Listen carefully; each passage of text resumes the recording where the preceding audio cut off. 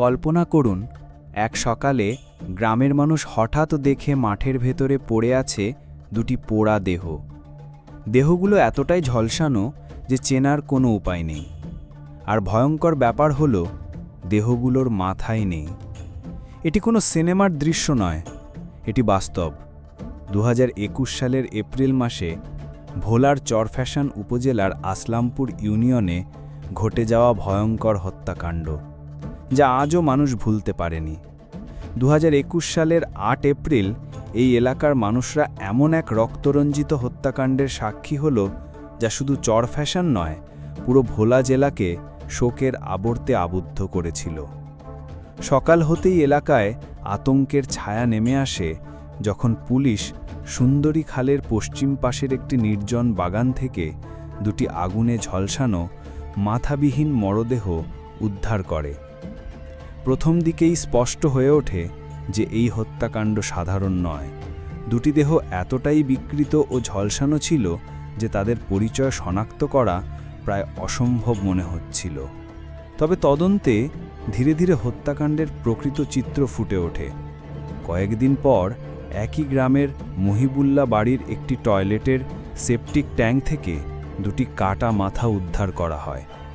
এই চাঞ্চল্যকর খুঁজে পাওয়া ঘটনা স্পষ্ট করে তোলে যে হত্যাকারীরা শুধু প্রাণহানি করেনি, বরং হত্যাকাণ্ডকে ভয়ঙ্কর ও নৃশংস রূপ দেবার জন্য মরদেহের সঙ্গে বর্বর আচরণ করেছে।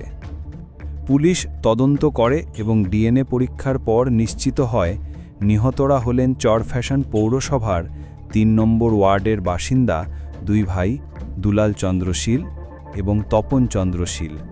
তারা দীর্ঘদিন ভারতবাসী ছিলেন।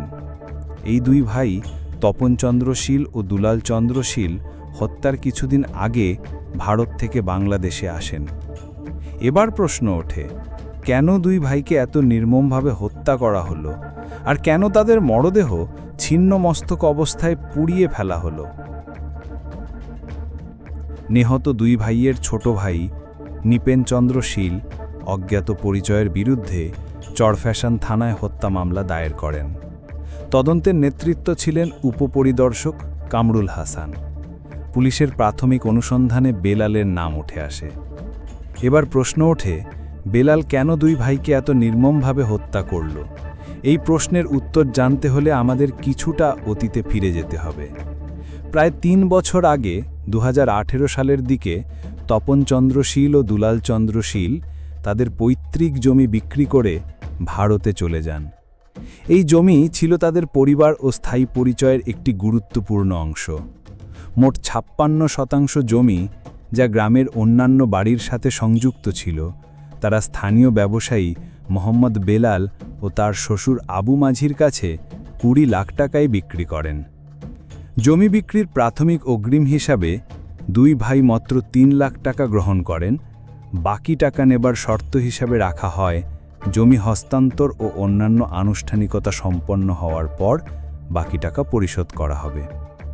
জমি বিক্রির পর দলিল রেজিস্টার করে দুই ভাই ভারতে চলে যান। প্রায় 3 বছর পর 2021 সালে দুই ভাই বাকি টাকা নেবার উদ্দেশ্যে বাংলাদেশে ফিরে আসেন। তখন করোনা মহামারীর কারণে লকডাউন চলছিল, তাই তারা ভারতে ফিরে যাওয়া সম্ভব হচ্ছিল না। তারা অস্থায়ীভাবে গ্রামে থাকতেই বাধ্য হন।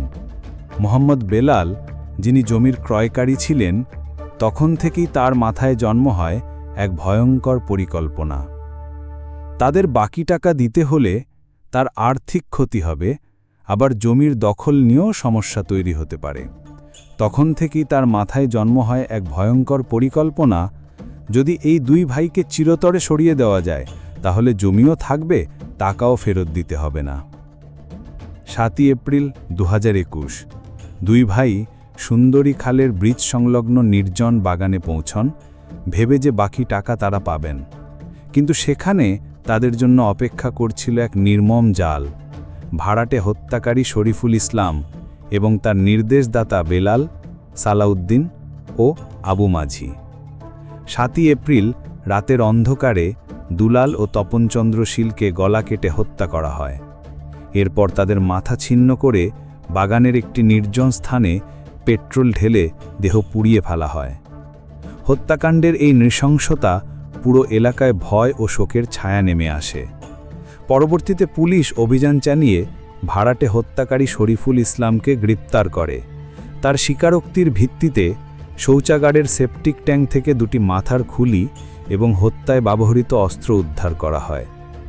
তদন্তে মোট 7 জনকে আটক করা হয়, যাদের মধ্যে 4 জনের সম্পৃক্ততা নিশ্চিত হয়। তদন্তে উঠে আসে সরাসরি হত্যার সঙ্গে যুক্ত 3 জন: মোহাম্মদ বেলাল ফরাজি, মোহাম্মদ সালাউদ্দিন বয়াতি এবং মোহাম্মদ শরীফুল ইসলাম মুন্সি। তারা আদালতে হত্যায় সরাসরি জড়িত থাকার কথা স্বীকার করেন। অপরদিকে আসামি আবু মাঝি ও আবুল কাশেম অল্প সময়ের জন্য সাজা ভোগ করেন, কারণ তারা ইতিমধ্যে জেল হাজতে ছিলেন এবং পরে তাদের খালাস দেওয়া হয়। আদালত এই নৃশংস হত্যার বিচার করেন কঠোরভাবে। মোহাম্মদ বেলাল ফরাজি, মোহাম্মদ সালাউদ্দিন বয়াতি এবং মোহাম্মদ শরীফুল ইসলামকে ফাঁসির রায় দেওয়া হয়। এই রায় শুধুমাত্র 2 ভাইয়ের পরিবারকে কিছুটা শান্তি দেয়নি, বরং পুরো চরফ্যাশনবাসীকে একটি বার্তা দেয় যে এমন নৃশংস অপরাধের বিচার অব্যাহত থাকবে। এই ঘটনা আমাদের মনে করিয়ে দেয় যে সম্পত্তি ও অর্থের লোভ মানুষের নৈতিকতা ও মানবিকতা কতটা দ্রুত নষ্ট করতে পারে। তপন চন্দ্র শীল ও দুলাল চন্দ্র শীলের হত্যাকাণ্ড শুধু 2 পরিবারেরই নয়, পুরো গ্রামের জন্য এক গভীর শোক ও সতর্কতার উদাহরণ হয়ে রয়ে গেছে। শেষ পর্যন্ত এই নৃশংস হত্যাকাণ্ডের মধ্য দিয়ে স্পষ্ট হয়ে যায় যে অর্থ বা জমির লোভ মানুষের প্রাণনাশের পথেও নিয়ে যেতে পারে, এবং বিচার ব্যবস্থা যদি সঠিকভাবে কাজ করে তাহলে সঠিক অপরাধীদের শাস্তি দিতে সক্ষম হয়। এই ঘটনাটি চরফ্যাশনবাসীর মনে চিরকালের মতো একটি করুণ স্মৃতি হিসেবে থেকে যাবে।